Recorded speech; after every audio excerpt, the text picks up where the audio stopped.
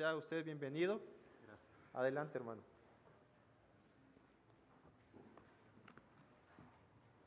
Que el Señor les siga bendiciendo, amados hermanos. ¿Cómo se encuentran en esta tarde ya? ¿Bendecidos? Amén, gloria a Dios.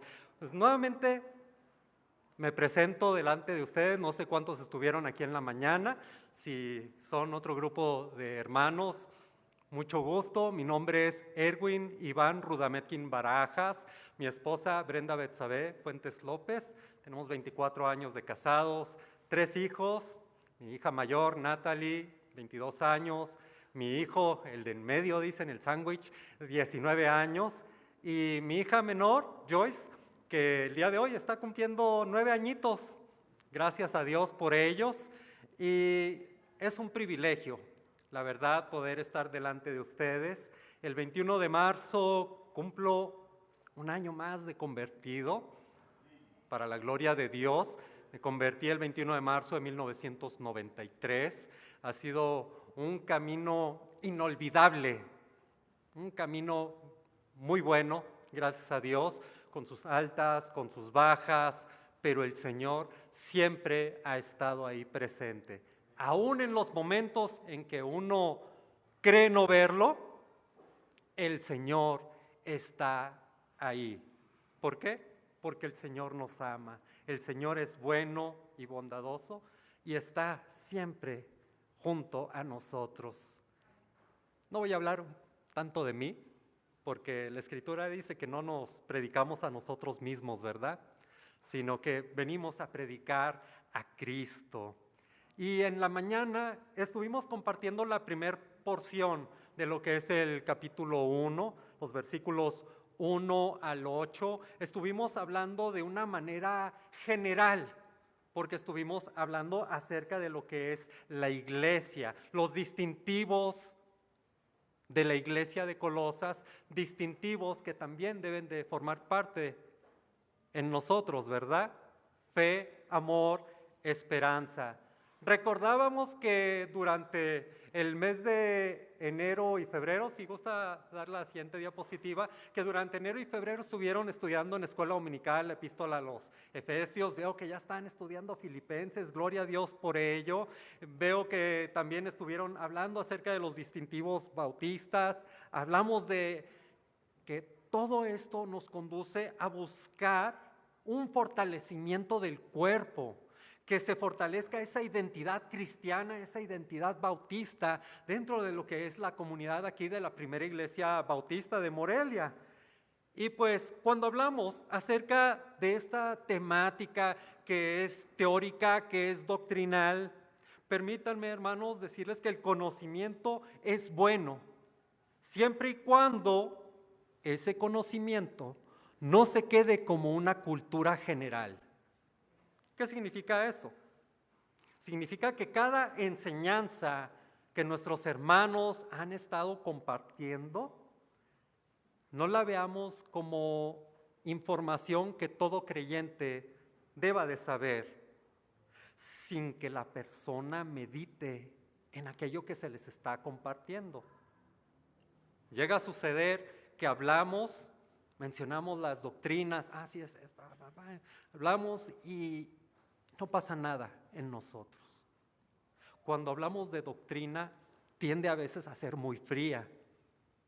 Pero ¿qué sucede cuando esa doctrina cobra sentido en cada uno de nosotros?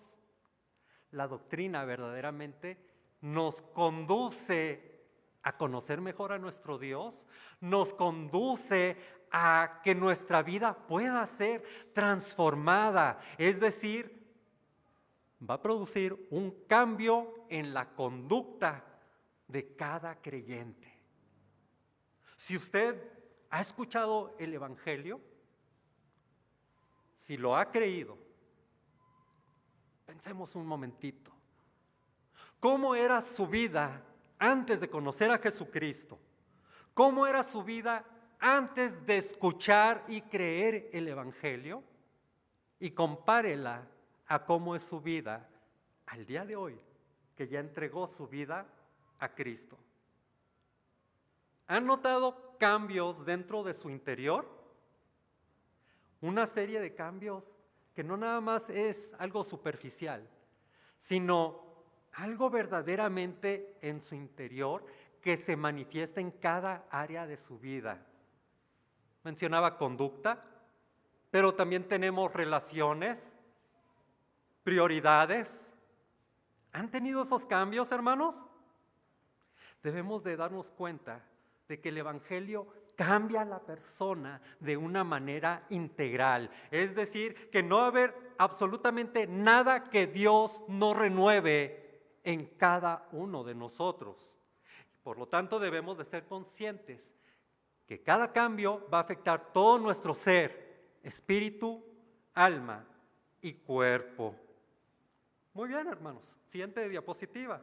Quiero reiterar, tales cambios no se quedan en un área donde no se pueden ver. Definitivamente no. Sino que estos los vamos a manifestar en la conducta diaria. Todo creyente debe de ser diferente. Ese testimonio permite que todos aquellos que no han leído su Biblia puedan verlos a ustedes como la única Biblia que van a leer en toda su vida. Recordando, no solo las doctrinas bíblicas son las que hacen que transformen al creyente, sino todo aquel que conoce a Dios será identificado como un verdadero discípulo de nuestro Señor Jesucristo. Vamos a abrir nuestras Biblias ahí en Colosenses capítulo 1, versículos 9 al 14. Vamos a estar meditando en ellos, recordando cómo se debe de conducir un cristiano que conoce a Dios. Cómo nos debemos de conducir en un mundo que siempre está buscando contrarrestar la palabra de Dios. Un mundo que tiene sus propios principios, un mundo que tiene sus filosofías de moda. Vamos a orar y que sea el Señor quien hable a nuestro corazón. Gracias, Padre, le damos en estos momentos porque estamos abriendo su palabra. Es tiempo, Padre Santo, de escudriñarla, es tiempo de comprender qué es lo que usted está pidiendo de nosotros. Señor, en el nombre de Jesús ruego que usted abra nuestro entendimiento, abra nuestro corazón y que finalmente conozcamos cómo es ese creyente que conoce a Dios. En el nombre de Jesús, gracias, Padre. Amén y amén. Un cristiano que conoce a Dios es un cristiano que vive conforme la voluntad de Dios. Versículo 9. Por lo cual también nosotros, desde el día que lo oímos, no cesamos de orar por vosotros y de pedir que seáis llenos del conocimiento de su voluntad en toda sabiduría e inteligencia espiritual. Una de las preguntas que muchos cristianos me han hecho o que he escuchado decir es la siguiente: me gustaría conocer cuál es la voluntad de Dios para mi vida. ¿Se han hecho esa pregunta? ¿Cuál es la voluntad de Dios para mi vida? Generalmente esta pregunta la hacemos porque queremos conocer un detalle en particular de nuestra vida, algo muy específico. Quizá alguno preguntó con quién me he de casar, quizá si la carrera que estoy estudiando es la correcta y voy a cambiar de empleo. Señor, ¿será el empleo adecuado, el que va a beneficiar a mi familia? Empezamos a tomar este tipo de preguntas que son muy buenas, ¿verdad? Definitivamente. Es más, si usted quiere participar dentro de lo que es la obra aquí en la iglesia, también le pregunta al Señor: es que yo quiero trabajar para el Señor, pero la verdad es que no sé qué puedo hacer, para qué soy bueno. Y vamos a Dios, buscamos, y estas preguntas, hermanos, sí son válidas, definitivamente. ¿Por qué? Porque dependemos de Dios, pero ¿se han puesto a pensar cuán profundo es el buscar la voluntad de Dios? Decía hace unos momentos, todas son situaciones específicas que tienen que ver conmigo mismo, anhelos que yo tengo, pero ¿qué es lo que Dios quiere de mí? De esta manera tenemos que pensarlo. ¿Qué es lo que Dios quiere de nosotros? El apóstol Pablo tenía una inquietud, una gran inquietud. ¿Y qué es lo que hace? Se acerca a Dios en oración y él tiene una petición muy específica. ¿Cuál es esa petición? Que todos los creyentes de la ciudad de Colosas sean llenos del conocimiento de la voluntad de Dios en toda sabiduría e inteligencia espiritual.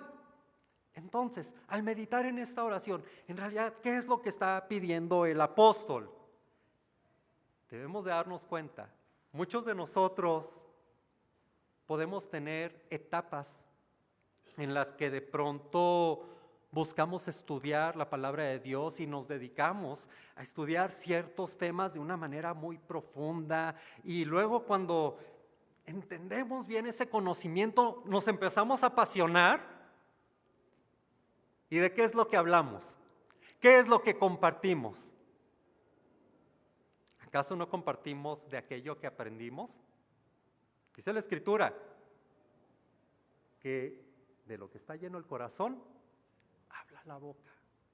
Cuando usted estudia la palabra del Señor, usted va a hablar acerca de la palabra del Señor, definitivamente. Pero esto no se queda ahí. ¿Por qué? Porque muchas veces vamos adquiriendo conocimiento, vamos buscando, pero el conocimiento, siguiente diapositiva, por favor, a veces no provoca ningún cambio en nuestro entendimiento, no provoca ningún cambio en nuestra forma de vivir. ¿Qué es lo que está ocurriendo ahí entonces si no se provocan ningún cambio? Muchas veces tomamos el conocimiento, comenzamos a darle nuestra propia interpretación. Hay que recordar, nuestro contexto en el que nos desenvolvemos va a tener mucho que ver en la manera en la que nosotros interpretamos la Escritura. Nos acercamos y de esa forma vamos viendo, conectando y generalmente terminamos tomando la doctrina bíblica y le vamos poniendo aquella sabiduría del mundo en el cual vivimos. Un ejemplito. No comerás del fruto del árbol, del conocimiento del bien y del mal, porque el día que de él comieres, ciertamente morirás. Y ahí termina el mandamiento. Pero en Génesis 3, ¿qué pasó cuando Eva tuvo la interacción con la serpiente? Viene el mandamiento, pero trae una añadidura. No lo toques. Ya empezamos a añadirle de nuestra cosecha, ¿no? Porque yo creo que sí, también esto, entonces, ¿por qué vienen este tipo de añadiduras a la palabra? Recordemos, nuestro contexto empieza a tener una influencia directa en nuestra manera de pensar. Es decir, traemos nuestro pensamiento a la Escritura, en lugar de que el pensamiento de la Escritura venga y cambie el pensamiento de cada uno de nosotros. De acuerdo a la Biblia, el creyente debe de aprender a discernir la voluntad de Dios con sabiduría e inteligencia. Uno podría pensar, tiene sentido, ¿sí? Es inteligencia espiritual, tiene sentido porque son cosas espirituales, ¿verdad? Hablamos del pensamiento de Dios, aquel pensamiento que según Isaías dice, es alto, ¿no? Que no es como el pensamiento nuestro. Entonces tenemos que discernirlo de manera espiritual. Pero cuando hablamos de sabiduría, amados hermanos, es necesario reconocer que hay dos clases de sabiduría. Tenemos una sabiduría terrenal y una sabiduría que es celestial, una sabiduría de lo alto. ¿En qué se fundamenta esta sabiduría terrenal? De acuerdo a Santiago capítulo 3, versos 14 al 16, nos describe que esta sabiduría terrenal está cimentada en las obras de la carne. Es decir, podemos notar el yo, El ego es parte de aquella sabiduría terrenal. Si usted va a la estufa y se quema, usted sabe que con estufa prendida no va a llegar a poner la manita, ¿verdad? Mucho menos la plancha. Vamos adquiriendo experiencia, sabiduría, es cierto, vamos tomándolo. Pero, ¿qué es lo que describe la palabra? El ego, la carne, es completamente opuesta al espíritu. Entonces, si hablamos de que hay una oposición entre carne y espíritu, el espíritu obviamente viene de lo celestial, la carne es terrenal, la carne habla acerca de nuestra naturaleza como hombres caídos, el hombre natural, el cual está viciado por el pecado que lo domina. Santiago, ¿cómo denomina a esta sabiduría? La denomina terrenal, diabólica, la denomina animal. ¿Sí se dan cuenta de qué manera se describe la sabiduría del mundo? Vean, hace, ¿qué sería? Ya casi un mes, ¿no? Hubo una semanita ahí que estuvo muy de moda, ¿no? ¿Qué pasó con esos muchachitos que no sabían si eran perros, gatos, coyotes y cositas así, ¿no? Como que no prosperó mucho la cosa, pero vemos una confusión. Hay una confusión de pensamiento. Y si nos vamos más atrás, nos vamos a dar cuenta que muchas personas tienen una confusión de pensamiento y vamos tomando las corrientes del mundo y muchas veces esa confusión también puede llegar dentro de la iglesia. Por eso notamos que es una sabiduría que trae confusión. ¿Por qué? Porque es una sabiduría que es producida por la voluntad del hombre. La oración del Padre Nuestro, hay una porción que dice, hágase tu voluntad. ¿Por qué? Porque el ser humano siempre quiere hacer su voluntad. ¿Y por qué quiere hacer su voluntad? Porque la gran mentira diabólica, allá en el jardín del Edén, regresando a Génesis 3, van a ser igual a Dios. Pobrecito, el ser humano. Quiere ser Dios. Quiere ser Dios. Cuando en Jardín del Edén, ¿qué dice la Escritura? Eran creados a imagen y semejanza de Dios. Éramos semejantes a Dios, pero cayeron en la sabiduría terrenal que sedujo a Eva, posteriormente a Adán. Van a conocer el bien y el mal. El problema es que ya conocían el bien. Después de comer el fruto, ahora conocieron el mal y seguimos conociendo el mal. Volteamos a nuestro alrededor, sí hay cosas muy bonitas y todo, pero sabemos que también hay unas cosas que, ¿para qué les cuento, verdad? Todos las conocemos. Eso es la sabiduría terrenal, la sabiduría del hombre natural, la sabiduría donde se dice que es terrenal, animal, diabólica. Sus intenciones no son puras. ¿A cuántos de ustedes les han dado algún buen consejo? Yo creo que a todos, ¿no? Tarde o temprano todos ocupamos un buen consejo. Oye, fíjate que necesito decirte algo. Nos dan el consejo.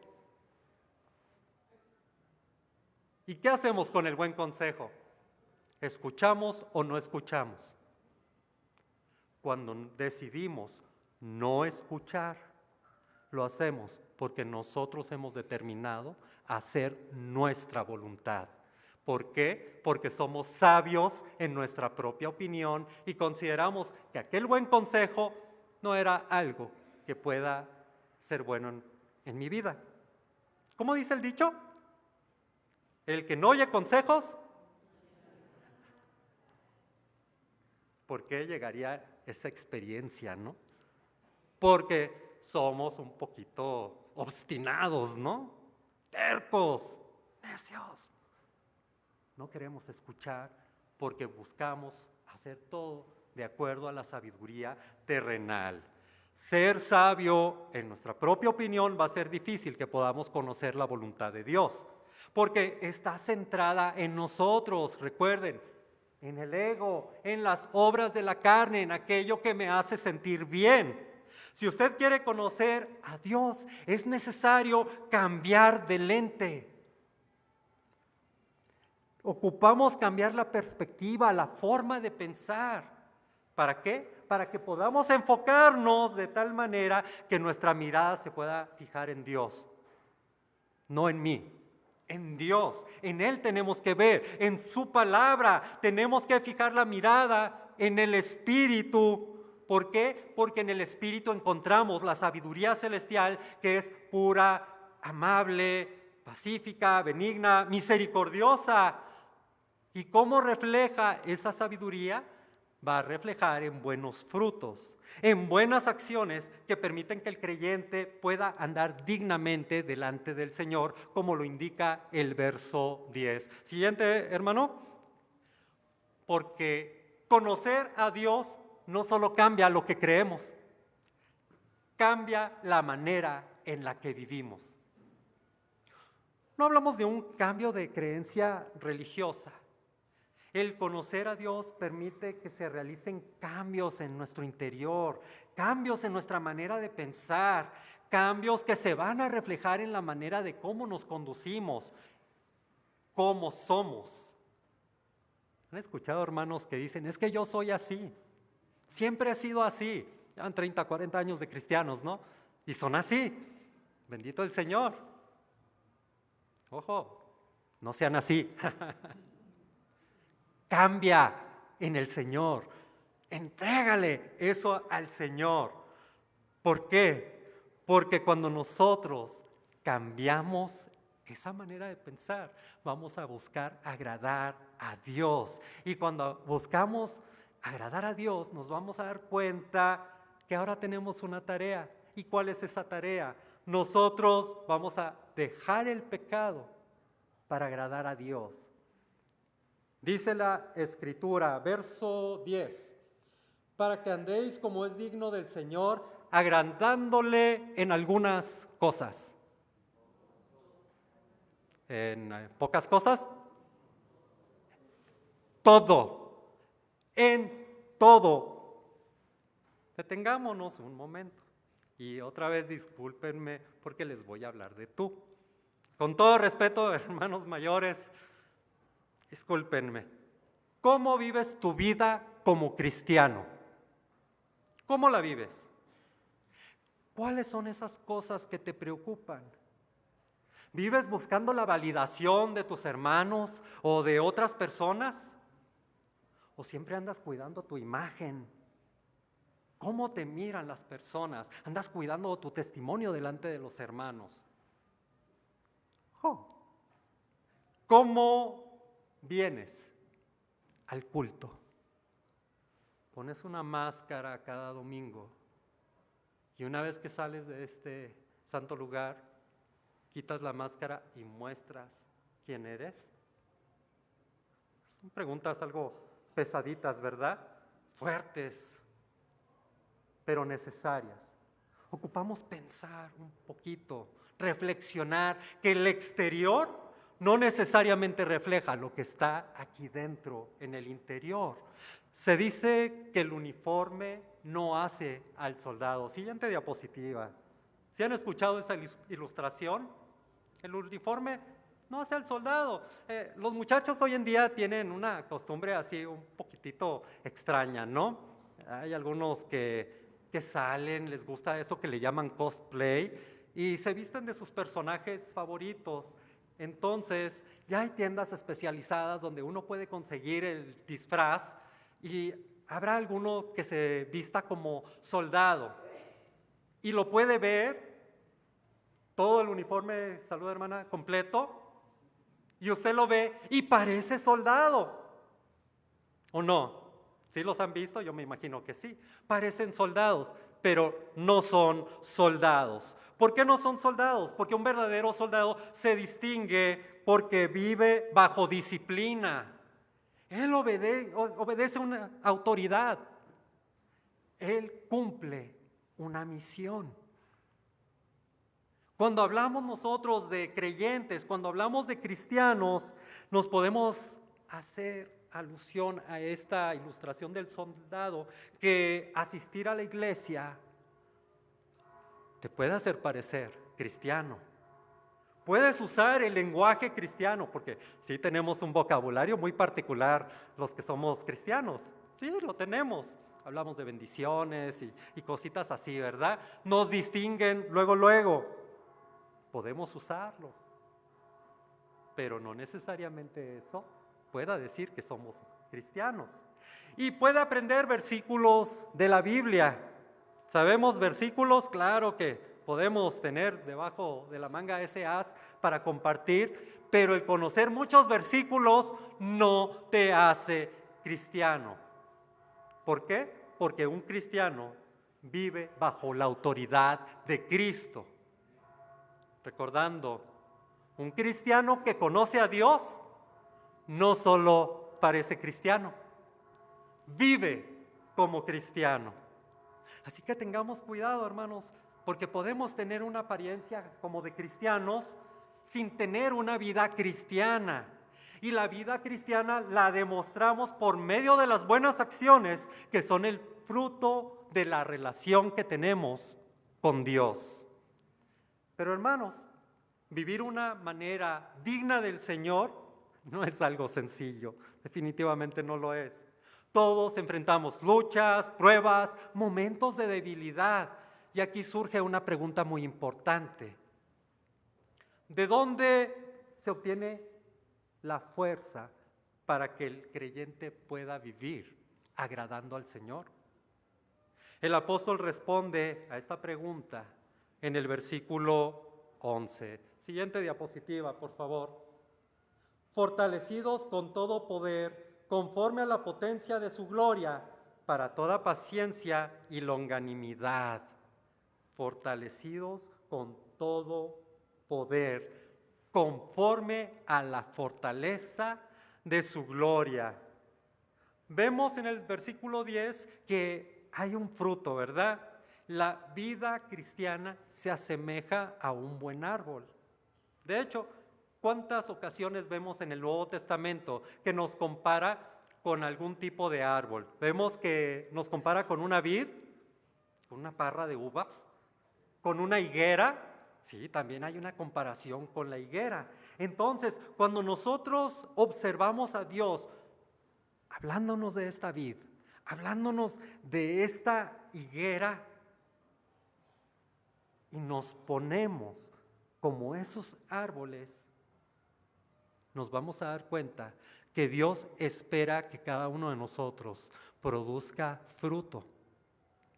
Sin embargo, hay ocasiones que cualquier árbol frutal, si no tiene un buen mantenimiento, no da el fruto con toda su fuerza. En Lucas 13, 6 al 9, hay una parábola en la que se habla acerca de una higuera estéril. Una higuera que llevaba 3 años que no daba higos.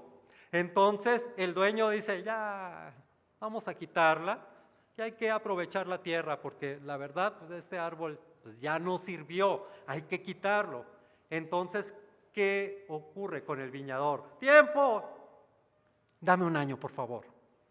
Dame 1 año para trabajar en ella, para abonarla, para darle el cariñito, vamos a decirlo, ¿no? Darle todo aquello para que esa higuera pueda tener las fuerzas. Y si en 1 año no da fruto, entonces sí, puedes quitarla. ¿Qué significa? Dios está esperando fruto de cada uno de nosotros. ¿Y cuál es ese fruto que podemos producir gracias al conocimiento de Dios? Los frutos son amor, servicio, obediencia. Todo aquello que se espera de un buen cristiano. ¿Desde cuándo se espera ese fruto? Desde aquel día en que tú le pediste a Jesucristo que fuera tu único y suficiente Salvador. ¿Por qué? Porque el Señor empieza a trabajar en cada uno de nosotros. No hay creyente cristiano que pueda decir, es que pues a mí no me dio nada el Señor. ¿Por qué? Porque el Señor a todos por lo menos nos da un don para que lo trabajemos. Al menos uno. ¿Qué estamos haciendo con ello? Esa es una pregunta, ¿verdad? Dios no nos ha llamado a vivir una vida estancada, sino a una vida de crecimiento y que dé fruto. Y esa es parte de la vida abundante que Jesucristo nos ha prometido. No seamos como la higuera estéril, busquemos crecer y dar fruto agradable a Dios. Entonces, andar como es digno del Señor y dar fruto en toda buena obra es esencial, pero el apóstol dice que ese fruto no se va a sostener solo. Para agradar a Dios ocupamos fuerza espiritual para que podamos perseverar en medio de las pruebas. ¿Les ha tocado estar en algún viñedo? ¿No? Los viñedos generalmente tienen una particularidad, ¿no? La vid es un árbol que es guiable. Se les ponen unas líneas de alambre donde se pone la guía para que ésta vaya enredándose, porque es una enredadera, y de esa forma pueda tener el espacio suficiente para dar fruto.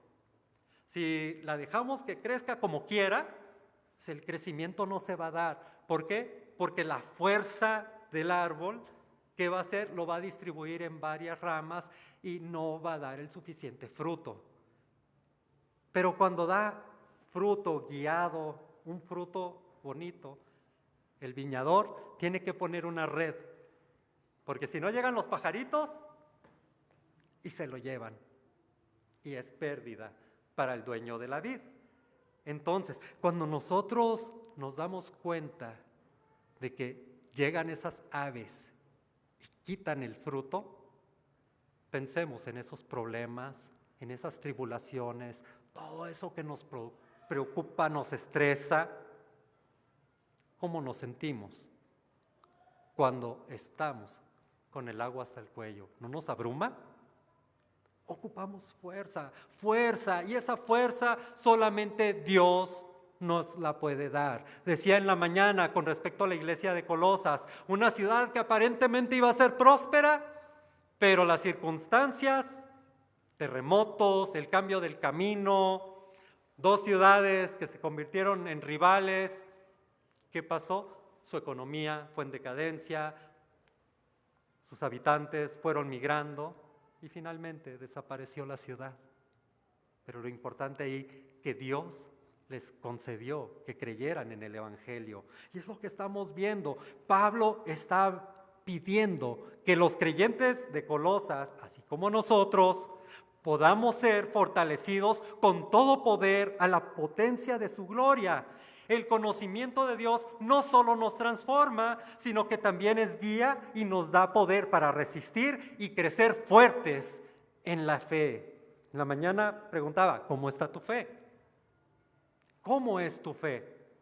Y vuelvo a hacer la pregunta, ¿cómo está tu fe? ¿Es una fe que está creciendo fuerte en el Señor o es una fe inteligente que viene solo por buscar conocimiento? Cuidado, porque entramos en el tema de las sabidurías y hay que optar por la sabiduría espiritual. Uno de los grandes errores que podemos cometer como cristianos es el pensar que no ocupamos a nadie para desarrollar nuestra vida cristiana. ¿Han escuchado eso? Yo no ocupo la iglesia, yo puedo orar en mi casa, yo y mi Dios tenemos la relación, no necesito ir a la iglesia. Sucede, creemos en la autosuficiencia, caemos en el conformismo. Mencionaba, ojo, las corrientes de hoy en día, ¿qué es lo que dice? Tú puedes hacer las cosas, tú tienes el potencial, nadie más va a hacer las cosas por ti. Ándale, anímate. No hay llaneros solitarios en el cristianismo. Ojo con eso. Dicen las personas, yo creo en Cristo como mi único y suficiente Salvador, y eso me basta. Pero se les olvida que somos parte ¿de qué? Del cuerpo de Cristo, y la unidad es necesaria. ¿Qué sucede cuando estamos lejos del cuerpo? Nuestra responsabilidad es de buscar a Dios, nuestra responsabilidad es de alimentarnos, pero no lo hacemos. Buscamos mantener un perfil bajo y el resultado se refleja en la manera en la que pensamos. Cuando llega la prueba, ¿cuáles son las cosas que hace la gente? ¿De qué manera obramos? Los creyentes no debemos de vivir de una manera estresada, porque cuando lo hacemos vamos a buscar nuestras propias salidas. Y podemos ver la puerta estrecha, pero cuando vemos la puerta amplia, ¿cuál es más fácil? La ancha. No, aquella no. Vámonos por aquella. Cometemos el error. Cedemos ante la tentación, cedemos ante la presión de la vida. Cuidemos esto. ¿Por qué? Porque en esos momentos de vulnerabilidad, decisión, ¿buscamos a terceros o podemos buscar a Dios? Busquemos a Dios para no ceder ante la tentación.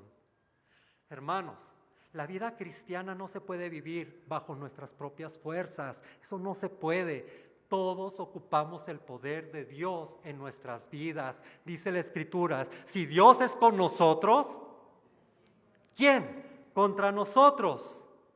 ¿Lo creemos? Amén.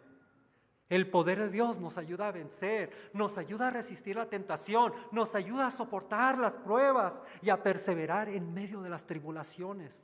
El poder de Dios nos ayuda a crecer y a mantenernos espiritualmente firmes. Si alguno de nosotros no está creciendo, es porque algo está deteniendo su crecimiento.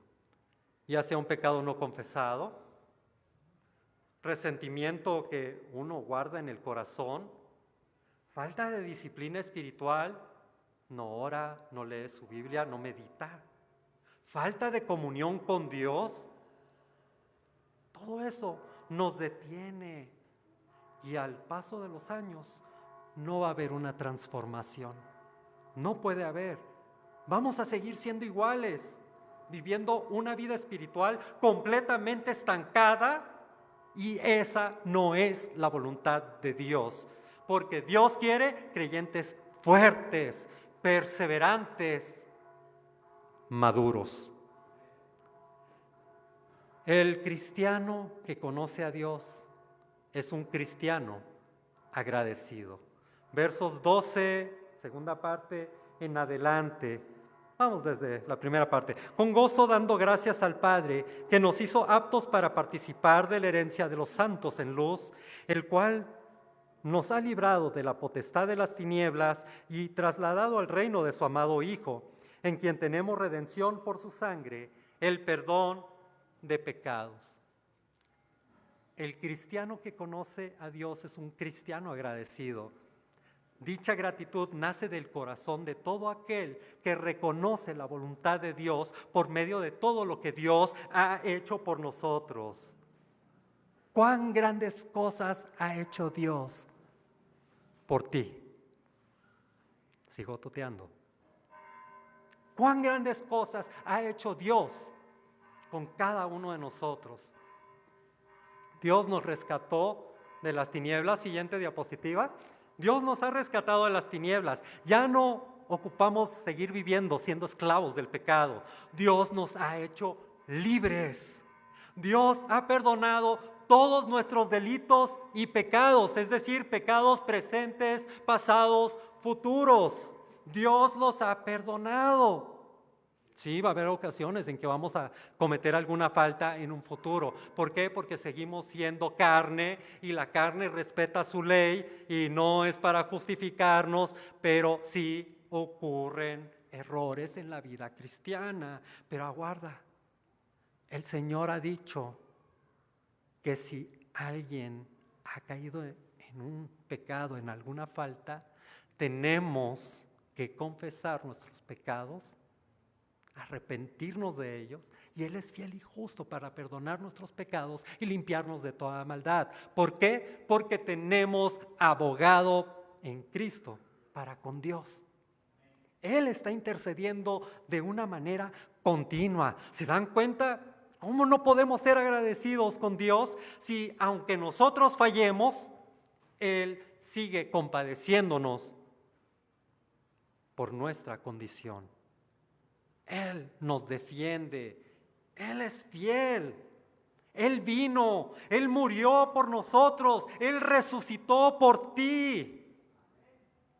Vuelvo a decir, no hay nada que podamos hacer nosotros para ganar ese favor, porque la gracia de Dios es la que cubre multitud de pecados. La gracia, el amor cubren multitud de pecados.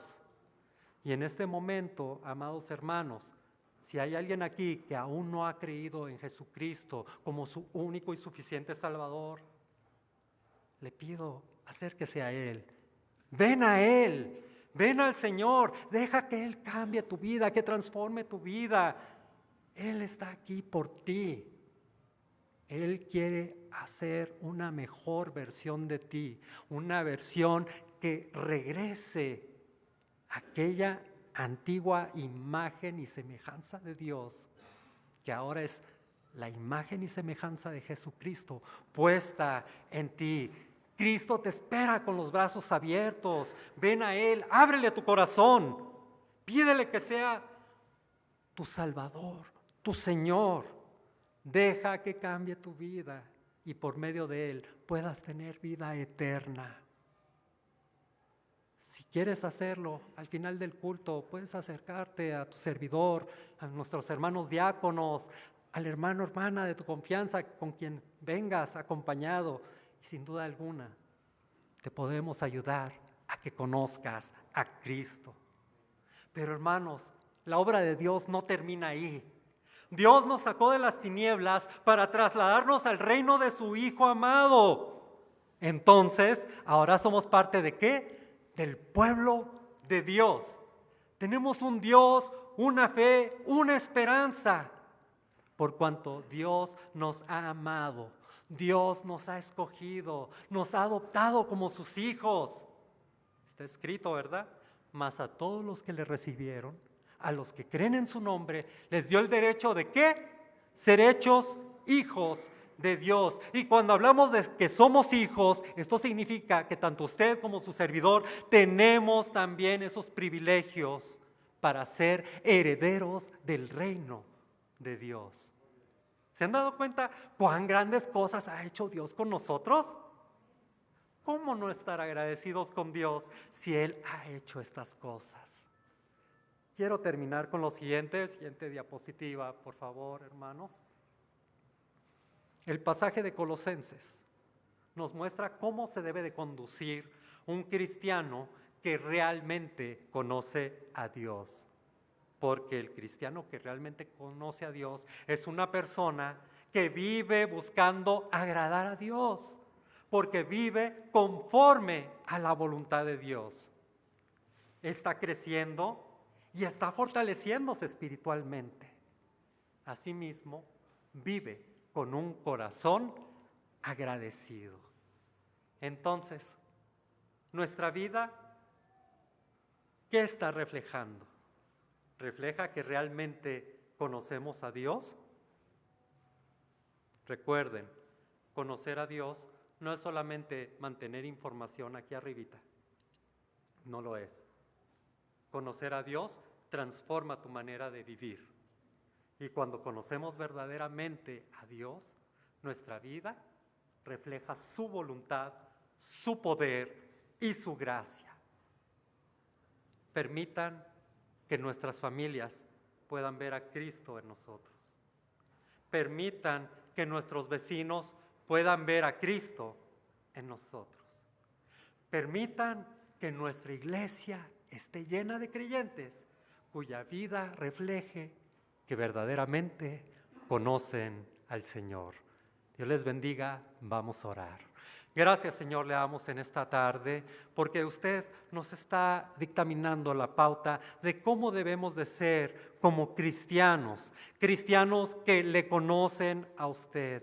Padre Santo, ayude a que esta semilla quede arraigada en nuestro corazón, que pueda crecer y que pueda dar fruto, Padre Santo, porque verdaderamente buscamos, estamos aquí porque queremos agradarle, Padre Santo, estamos aquí porque queremos crecer, estamos aquí porque estamos agradecidos con usted, pero permita, Padre Santo, que sobre este eje nuestro cristianismo sea un cristianismo verdadero, que está basado firmemente en aquello que en Juan 17:3 describe como la vida eterna.